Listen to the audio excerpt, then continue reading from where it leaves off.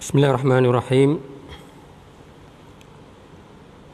Innal hamdalillah nahmaduhu wa nastaghfiruh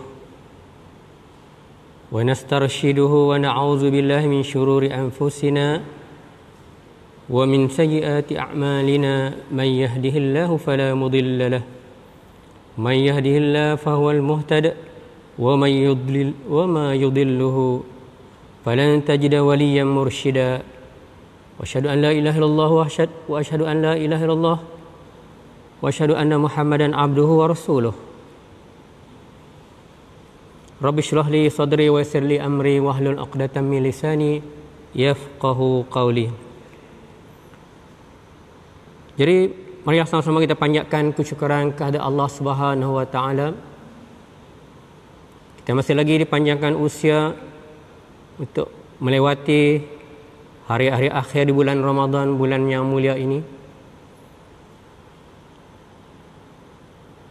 Moga kehidupan kita diberi keberkatan oleh Allah Subhanahu wa taala dan digolongkan di kalangan orang-orang yang diberi rahmat dan keampunan Allah apabila berakhir Ramadan, insya-Allah.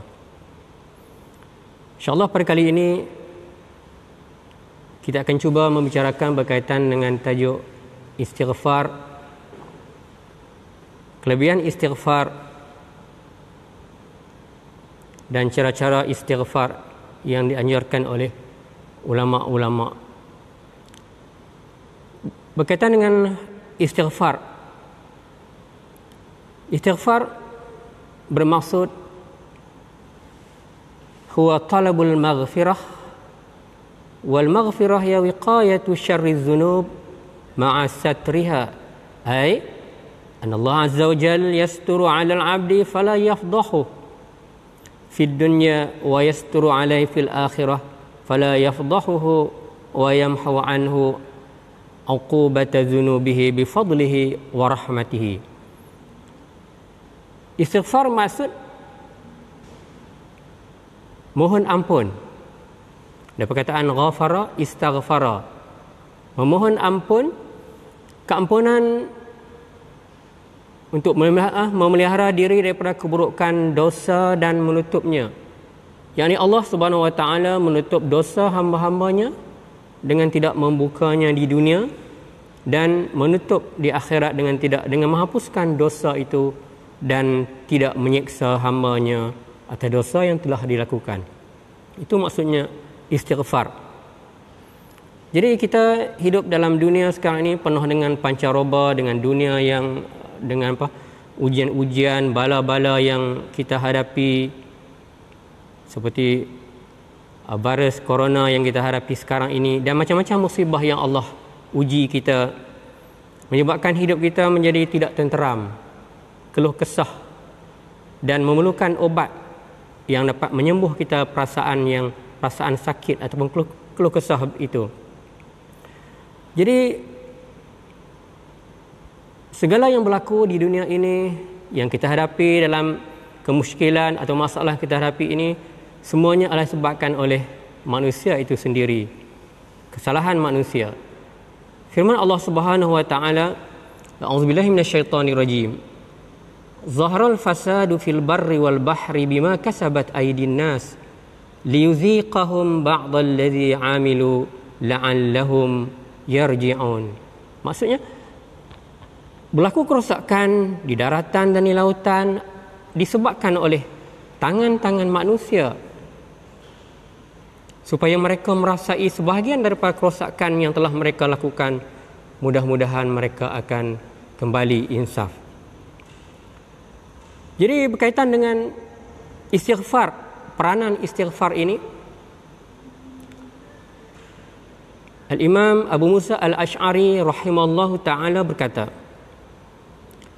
kana lana amanan zahaba ahaduhuma wa huwa kaunur rasuli fina wa baqiyal istighfaru ma'ana fa idza zahaba halakna. Maksudnya kita memiliki dua keamanan, dua kegembiraan, dua ketenteraman. Yang pertama ialah wujudnya Rasulullah sallallahu alaihi wasallam bersama kita, tetapi dia telah pergi meninggalkan kita. Dan ketenangan, keamanan yang kedua adalah istighfar. Jika ini juga yang pergi maksudnya kita tidak beristighfar, maka kita akan rosak, kita akan binasa. Itu maksudnya. Kita ada dua keamanan ataupun dua ketenteraman yang diberi Allah Subhanahu Wa Taala berdasarkan apa kata-kata Imam Abu Musa Al-Asy'ari, iaitu diberi yang pertama Rasulullah sallallahu alaihi wasallam yang wujud sama kita, dan yang kedua istighfar. Rasulullah telah meninggalkan kita, yang tinggal hanyalah istighfar, peranan istighfar itu sendiri. Kalau kita tidak berperanan ataupun tidak beristighfar, maka telah kita hilang kedua-duanya sekali, maka akan menyebabkan hidup kita menjadi binasa dan mendapat kemurkaan Allah Subhanahu wa taala. Kemudian kita lihat istighfar itu ayat-ayat ataupun zikir ataupun perkataan yang telah disyaratkan oleh Rasulullah sallallahu alaihi wasallam untuk kita guna sebagai beristighfar. Yang pertama disebut sebagai sayyidul istighfar, penghulu segala istighfar. Rasulullah daripada sahabat Syaddad bin Aus yang meriwayatkan kepada Rasulullah sallallahu alaihi wasallam dengan bersabda, sayyidul istighfar an yaqula al-'abdu Allahumma anta rabbi la ilaha illa ant khalaqtani wa ana 'abduka wa ana 'ala 'ahdika wa 'adika mastata'tu a'udzu bika min syarri ma sana'tu abu'u laka bi ni'matika 'alai wa abu'u bi dhanbi faghfirli fa innahu la yaghfiru dzunuba illa anta. Ini hadis yang diriwayatkan oleh Al-Imam Al-Bukhari, yang maksudnya, ya Allah, sungguhnya Engkaulah Tuhan kami, tiada Tuhan melainkan Kamu. Kamu menjadikan aku, wa ana abduka, aku adalah hamba-Mu, dan aku berada di atas janji-Mu, wa wa'dika mastata'tu a'udzu bika min syarri ma sana'tu. Aku berlindung dengan Kamu, ya Allah, daripada kejahatan yang aku lakukan. Abu'u laka, a'tarif. Abu ulaka sini maksudnya aku mengaku dengan nikmat yang Engkau kurniakan ke atas aku. Abu'u bizambi, dan aku mengaku atas dosa yang aku lakukan. Maka ampunkanlah bagiku, sesungguhnya tiada sesiapa yang dapat mengampunkan dosaku melainkan Engkau. Itu maksudnya. Jadi satu lagi, dan satu hadis yang diriwayatkan daripada Abdullah bin Amr daripada Sayyidina Abu Bakar As-Siddiq, bahawa Rasulullah sallallahu alaihi wasallam bersabda, Sayyidina Abu Bakar berkata kepada Rasulullah sallallahu alaihi wasallam, ya Rasulullah, alimni du'aan ad'u bihi fi salati. Sayyidina Abu Bakar kata, wahai Rasulullah, ajarkan aku satu doa yang boleh aku berdoa padanya dalam solatku. Qala, maka Rasulullah sallallahu alaihi wasallam bersabda, qul, katalah, Allahumma inni zalamtu nafsi zulman katsira wa la yaghfiru dzunuba illa anta faghfirli maghfiratan min 'indik warhamni innaka antal ghafurur rahim. Hadis riwayat Imam Muslim. Jadi maksud dia, Allahumma inni zalamtu nafsi, ya Allah, sungguhnya aku telah menzalimi diriku dengan melakukan dosa sezalim-zalim yang banyak.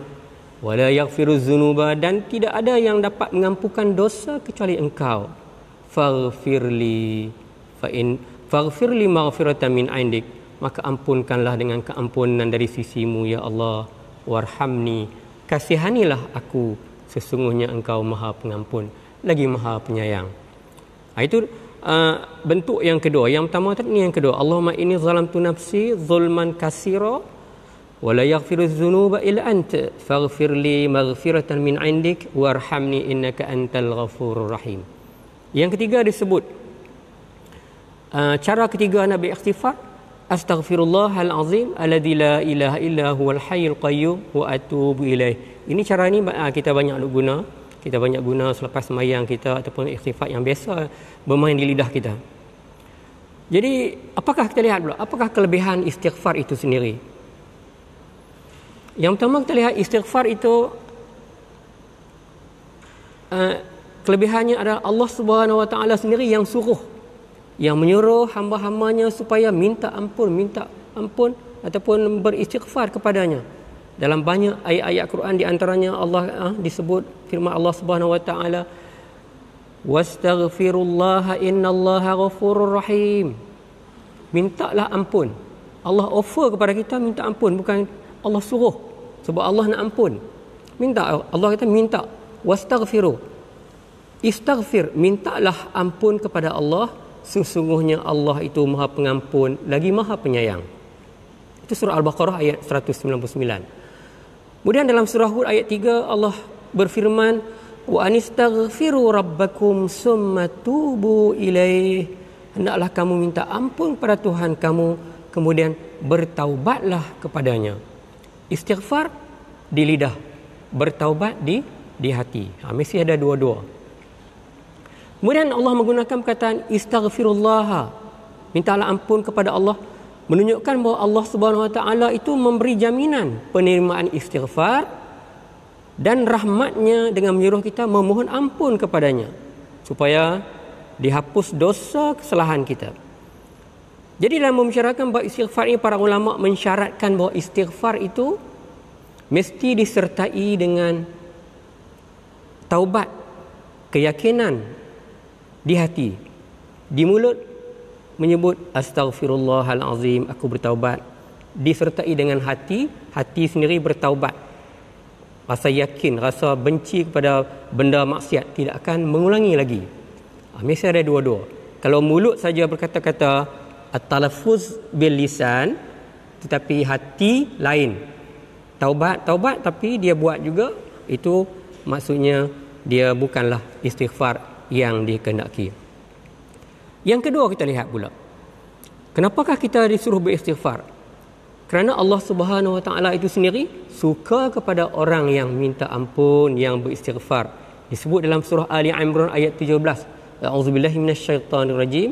Wal mustaghfirina bil ashar, dan mereka yang meminta ampun pada waktu sahar. Waktu sahar maksudnya waktu yang sepertiga malam akhir selepas tengah malam sampai kepada terbit fajar, yang kita sebut sebagai waktu sahur, ashar. Jadi maksudnya wal mustaghfirina bil ashar, orang-orang yang beristighfar pada waktu sahar, pada waktu sepertiga malam, akhir malam. Ibnu Katsir dalam tafsirnya, tafsir Ibnu Katsir dalam tafsirkan ayat wal mustaghfirina bil ashar, orang-orang yang beristighfar, meminta ampun pada waktu sahar ni, pada waktu tengah malam, waktu sahur ni, menunjukkan bahawa kelebihan istighfar pada waktu sahar itu, waktu sahur, pada waktu akhir malam. Nabi Yaqub alaihissalam ketika anak-anaknya melakukan dosa kesalahan, maka sebagai seorang bapa, seorang ayah dengan penuh belas kasih sayang, berjanji untuk meminta ampun bagi pihak anak-anak yang telah melakukan kesalahan. Disebut Nabi Yaqub berdoa, disebut saufa astaghfiru lakum rabbi, saufa astaghfir, aku akan minta ampun bagi pihak kamu, minta ampun kepada Allah. Dia kata akan minta ampun. Maksudnya sini Nabi Yaqub alaihissalam dia melengahkan, maksudnya dia melengahkan waktu nak minta ampun itu, dikatakan dia nak tunggu sampai waktu sahur, waktu 1/3 malam sebelum naik fajar, waktu subuh. Firman Allah Subhanahu Wa Taala wabil asharihum yastaghfirun. Ini lagi disebut pada waktu sahur, waktu sahar ni, 1/3 malam ini, mereka beristighfar. Jadi Allah menyifatkan mereka yang bersungguh-sungguh menghidupkan malam apabila tiba waktu akhir malam. Wabil ashari hum yastaghfirun. Di sini digunakan perkataan hum. Dia tak, ayat Quran dia tak kata wabil ashari yastaghfirun, tetapi ditambah diguna ayat ditaukidkan dengan hum yastaghfirun. Hum di sini bermaksud taukid. Maksudnya Allah, seolah-olah Allah menyifatkan bahawa mereka ini memang orang yang betul-betul orang yang layak, orang yang memang selalu melakukan perbuatan istighfar ini. Jadi sahabat Anas bin Malik radhiyallahu anhu berkata, dia menyebut umirna an nastaghfira bis sahar sab'ina istighfarah. Kami disuruh supaya beristighfar. Maksudnya disarankan oleh Rasulullah sallallahu alaihi wasallam supaya beristighfar sebanyak paling kurang pun 70 kali. 70 kali istighfar pada waktu sahar, pada waktu sepertiga malam. Imam As-Sufyan As-Sauri rahimallahu ta'ala berkata, balaghani annahu idza kana awwal al-laili nada munadin liyuqim al-qanitun fayaqumuna kadzalika yasiluna ila as-sahar fa idza kana 'inda as-sahar nada munadin aina al-mustaghfiruna fayastaghfiru ulaika wa yaqumul akharun fayasiluna fayalhaquna bihim fa idza tala'al fajr nada munadin ala liyaqum al-ghafilun fayaqumuna min farshihim kal mauta nushiru min quburihim. Jadi Imam Sufyan Al-Sauri berkata, maksud dia telah sampai berita kepada aku bahawa pada awal malam Allah Subhanahu wa taala akan menyeru kepada al-qanitun, orang-orang ahli ibadat ni, maka mereka pun bangun. Pada awal malam mereka bangun sehingga tibalah waktu sepertiga malam, waktu sahur. Dan pada waktu sahur itu Allah Subhanahu wa taala menyeru lagi untuk kali kedua. Mana orang-orang yang mau meminta ampun? Ainal mustaghfirun? Di mana orang-orang nak minta ampun kepadaku?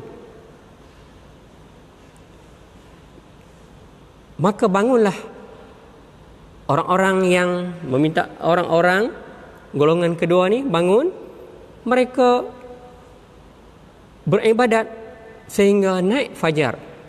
Kemudian apabila tiba pula waktu habis, iaitu masuk waktu subuh, maka Allah Subhanahu wa taala menyeru lagi, bangunlah orang-orang yang lalai, maka mereka pun bangun daripada tempat tidur mereka seperti orang yang mati yang dibangkitkan daripada kubur. Jadi berdasarkan kepada kata Imam Sufyan Al-Sauri ini, kita lihat ada 3 golongan. 3 golongan yang disebut di sini adalah golongan yang pertama, golongan ahli ibadat, yang betul-betul ahli ibadat sebut al-qanitun. Orang yang menjadikan malam sebagai waktu beribadat, ataupun sebahagian besar daripada malam digunakan untuk beribadat, al-qanitun.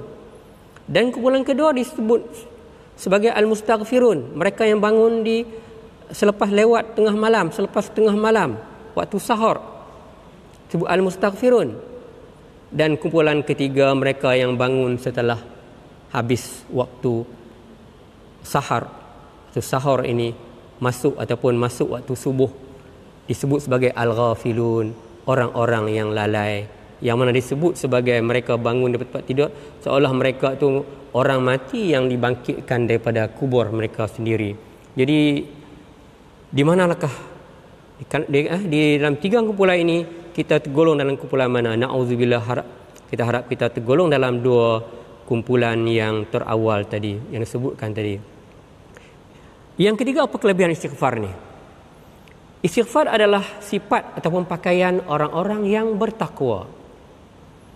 Firman Allah Subhanahu wa taala,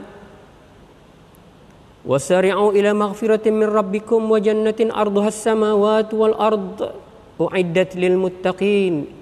الذين ينفقون في السراء والضراء والكاظمين الغيظ والعافين عن الناس والله يحب المحسنين والذين إذا فعلوا فاحشة أو ظلموا أنفسهم ذكروا الله فاستغفروا لذنوبهم ومن يغفر الذنوب إلا الله ولم يصروا على ما فعلوا وهم يعلمون أولئك جزاؤهم مغفرة من ربهم وجنات تجري من تحتها الأنهار khalidina fiha wa ni'ma ajrul amilin. Jadi maksudnya Allah suruh kita sari'u ila maghfirah, bersegeralah kepada memohon keampunan daripada Tuhan kamu untuk memperoleh jannatin arduha, syurga yang keluasannya seluas langit dan bumi, disediakan bagi orang-orang yang bertakwa. Iaitu siapa orang bertakwa ni? Alladzina yunfiquna fis sarra' wad dharra'i wal kazimin. Orang yang membelanjakan harta mereka dalam susah ataupun senang ataupun susah, dalam keadaan wal kazimina ghaiz, dan orang yang menahan perasaan marah apabila ia marah, wal afina 'anin nas, dan berikutnya orang yang suka memaafkan orang lain. Wallahu yuhibbul muhsinin, sesungguhnya Allah suka kepada orang yang berbuat baik. Wallazina idza fa'alu, yang berikutnya orang muttaqin ni, apa ciri orang muttaqin yang kedua? Yang pertama tadi membelanjakan harta, susah ke senang, kemudiannya tidak marah, memaafkan orang lain. Yang berikutnya wallazina idza fa'alu fahishatan aw zalamu anfusahum zakarullah. Mereka apabila mereka melakukan kejahatan, fahsya, kemungkaran, kejahatan, ataupun mereka menzalimi diri mereka dengan melakukan perbuatan yang Allah murka, zakarullah, mereka akan kembali ingat kepada Allah, fastaghfaru li dzunubihim, maka mereka meminta ampun terhadap dosa-dosa mereka. Wa may yaghfiru dzunuba, dan tidak siapa yang akan mengampunkan dosa illallah, kecuali Allah. Walam yusirru, dan ciri mereka lagi, mereka tidak berterusan ala ma fa'alu wa hum ya'lamun. Mereka tidak berterusan melakukan kejahatan yang telah mereka istighfar tadi, mereka berhenti. Ulaika jazaohum maghfirah, mereka itu balasan bagi mereka adalah keampunan daripada Tuhan mereka, dan mereka akan diberi jannat tajri, letakkan di dalam syurga-syurga yang berlari di bawahnya anak-anak sungai, mereka akan kekal padanya. Wa ni'ma ajrul amilin, dan itulah sebaik-baik balasan bagi orang yang beramal baik. Jadi Imam Al-Qurtubi dalam tafsirnya, tafsir Qurtubi menyebut berkaitan dengan istighfar ini dengan membawa kata-kata ulama, bahawa istighfar yang dituntut ialah, ulama mengatakan istighfar yang dituntut ialah istighfar dengan bersungguh-sungguh, dengan menguatkan makna, ditanam, diyakin, disebut dengan lidah, diberi keyakinan ataupun keinsafan di hati. Jadi barang siapa beristighfar, disebut lagi, Imam Qurtubi sebut dalam tafsir Qurtubi, barang siapa yang berkata-kata di lidahnya saja astaghfirullah, sedangkan hatinya masih lagi terikat dengan maksiat, maka istighfar itu pula dianggap istighfar yang lain. Maksudnya istighfar yang dianggap dosa, yang mana dosa yang kecil itu dia boleh membawa pada dosa besar. Maksudnya dosa istighfar yang tidak disertai dengan betul-betul ikhlas kepada Allah SWT dianggap sebagai satu dosa, dan memerlukan kepada satu istighfar yang lain untuk menghapuskan dosa. Jika tidak, maksudnya dia telah melakukan dosa yang boleh membawa kepada dosa besar. Maksudnya dia mempermain-mainkan kesucian istighfar itu sendiri. Itu penting itu. Jadi Imam Qurtubi sebut lagi bahawa berkaitan dengan istighfar itu dia kata berlaku pada zaman ulama yang ulama sebut tadi. Dalam keadaan mereka masih lagi kuat pegangan agama dengan Allah Subhanahu Wa Taala, amal ibadat yang betul-betul, yang ikhlas. Ulama dah kata begitulah. Jadi kalau apalagi pada zaman kita sekarang, zaman kita yang penuh dengan pancaroba, yang mana kejahatan berleluasa, kezaliman berleluasa, bagaimanakah istighfar itu dapat kita realisasikan dalam bentuknya yang sebenar? Jadi firman Allah Subhanahu Wa Taala dalam surah Al-Baqarah berkaitan dengan amaran Allah Subhanahu Wa Taala bagi siapa yang menyebut istighfar di lidah tanpa keyakinan ataupun kesungguhan di hati. Allah beri amaran, a'udzubillahi minasyaitonirrajim, wala tattakhidhu ayatillahi huzwa. Janganlah kamu mengambil ataupun mengambil ayat-ayat Allah itu sebagai sambil lewa atau mempermain-mainkan ayat-ayat Allah. Allah sebut istaghfirullah, innallaha ghaffara. Jadi kita memain-main kalimah istighfar dengan sebut di lidah, ampun ya Allah, ampun. Tetapi dalam masa yang sama dia tak ada kesungguhan untuk meninggalkan kejahatan yang dia lakukan. Jadi Imam Qurtubi sebut tadi, perbuatan itu boleh membawa kepada dosa besar sebab mempermain-mainkan istighfar, kesucian istighfar itu sendiri. Jadi yang berikutnya, istighfar, kelebihan istighfar merupakan sunnah para anbiya dan rasul-rasul serta wali-wali Allah dan orang-orang alim ulama. Dan dia merupakan, tengok, istighfar merupakan mainan di lidah, bermain di lidah para nabi. Nabi Adam dalam istighfarnya disebut sebagai qala rabbana zalamna anfusana wa illam taghfir lana wa tarhamna lanakunanna minal khasirin. Dalam suratul A'raf sebut ayat 23. Ini istighfar dia. Qala rabbana zalamna anfusana wa illam taghfir lana wa tarhamna lanakunanna minal khasirin. Tuhan kami telah menzalimi diri kami. Jika engkau tidak mengampunkan kami dan tidak menyayangi, tidak merahmati, tidak belas kasihan kepada kami, sesungguhnya kami akan tergolong dalam kalangan orang-orang yang rugi. Kemudian Nabi Nuh juga dalam istighfarnya disebut Rabbighfirli wa liwalidayya wa liman dakhala baiti mu'minan walil mu'minina wal mu'minati wa la tazidiz zalimina illa tabara. Ya Allah, ampunlah diriku, ampunlah dosa dua ibu bapakku dan dosa bagi siapa yang berada dalam rumahku, masuk ke rumahku, mukminan walil mu'minina, bagi orang-orang yang beriman, lelaki dan perempuan. Sesungguhnya tidak ada tambah, tidak ada bagi orang-orang yang dizalimi, orang-orang yang zalim, orang yang melakukan dosa, kecuali kehancuran. Disebut lagi di antara istighfar Nabi Nuh, wa illa taghfirli wa tarhamni akum minal khasirin.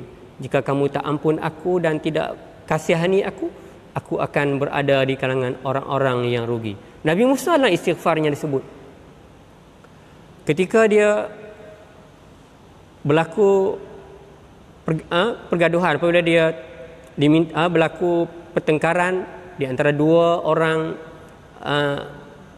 lelaki di zamannya, dia cuba nak menyelesaikan, membantu orang yang dizalimi itu, seorang Qibti. Kemudian dia telah memukul seorang Qibti itu dengan tidak sengaja, menyebabkan si Qibti yang seorang lagi itu telah meninggal dunia. Maka dia pun merafakkan tangan ke langit dengan berkata, qala rabbi inni zalamtu nafsi faghfirli faghfara lahu innahu wal ghafurur rahim. Surah Al-Qasas ayat 16. Nabi Musa kata, rabbi inni zalamtu nafsi, ya Allah, aku telah menzalimi diriku, maka ampunilah bagiku. Faghfarah, maka Allah mengampunkan dosanya. Sesungguhnya Allah itu Maha Pengampun lagi Maha Penyayang. Jadi Nabi Syuaib dalam istighfar dia disebut sebagai wastaghfiru.